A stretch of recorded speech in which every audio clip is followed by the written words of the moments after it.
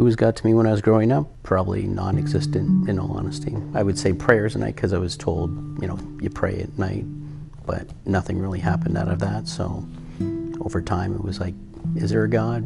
I worked when I was younger at 13, kind of getting a job, and figured that was going to be my identity of doing things on my own and making my own way.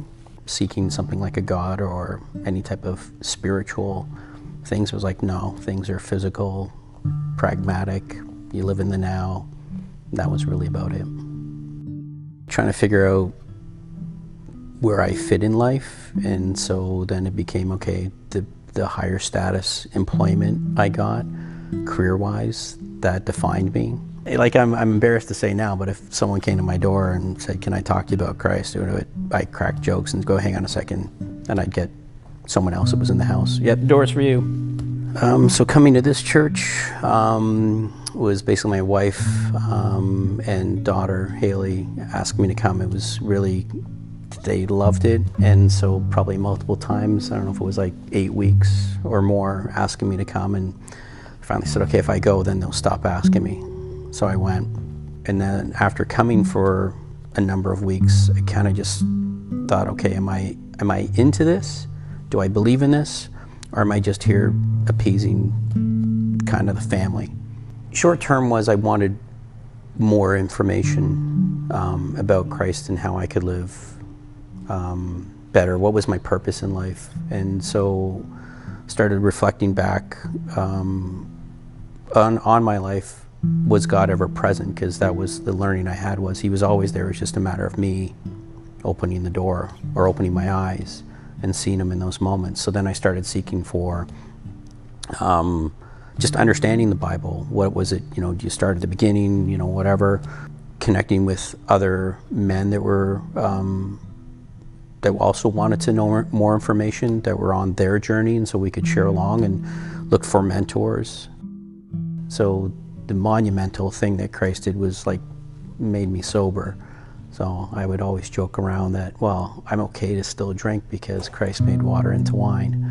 And so therefore I never really had a problem. I had another gentleman that goes to this church kind of share his story with me, and when I came to the realization, yeah, the reality is I suffer as much as he did, and to call a friend and fully surrender was actually the most liberating change in my life ever. And so coming up in June, I'll be 2 years sober, and I never thought there's a joyous life in sobriety. And I would have to say that's not my willpower, that's fully, all up to Christ. And every day, 24 hours, and he just kind of gets me through it, and it's pretty amazing.